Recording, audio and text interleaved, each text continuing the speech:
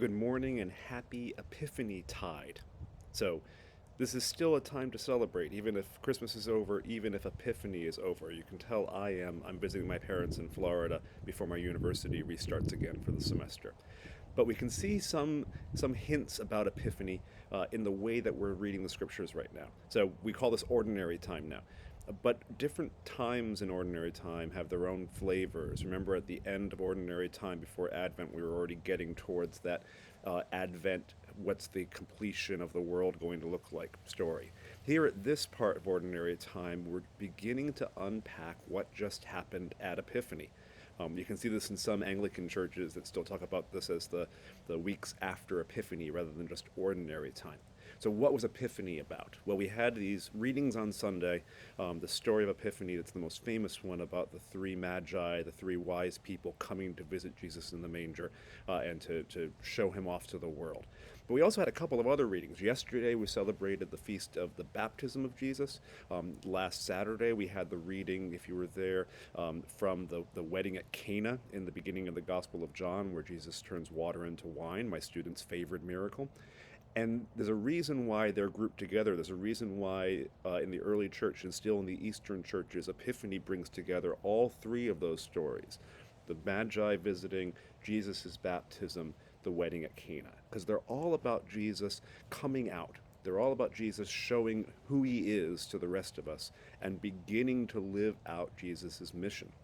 And we find that continuing in today's gospel. Today's gospel, we have this early text from the Gospel of Mark, where Jesus is in a synagogue and someone brings someone who's possessed to him, and the demons already know what's going on, but the people around him don't. And in the voice of the demon, they say, "I know who you are, the Holy One of God."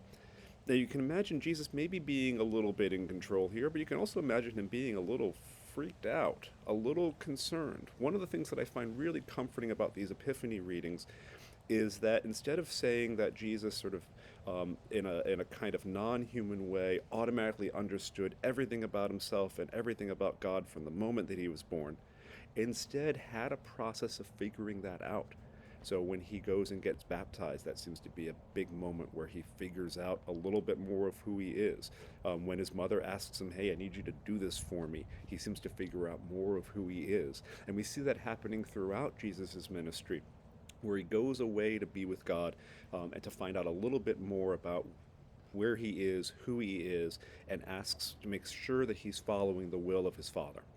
And I find that really comforting. I find that really comforting to think that Jesus, like us, didn't have just these high points, these high moments where he knew exactly what was going on, but instead, like us, had to struggle, had to develop, had to think out every day, okay, who am I going to be and how am I going to be that in the world?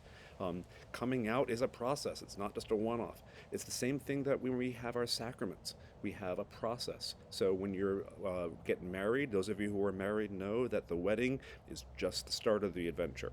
And every day requires you to keep living out the vows, the commitments you made in marriage.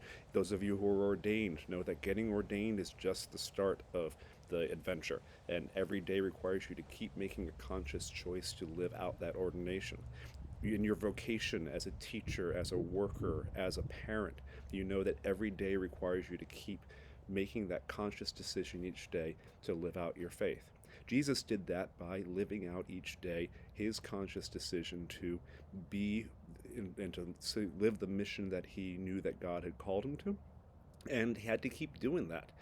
Epiphany and Epiphany Tide is about the way in which Jesus sort of slowly realizes himself and shows with the rest of us more and more of who he is, and by showing him more and more of who he is, showing more and more what our God is like.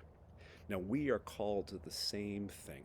So our Epiphany Tide, our living out, is the living out of our baptism.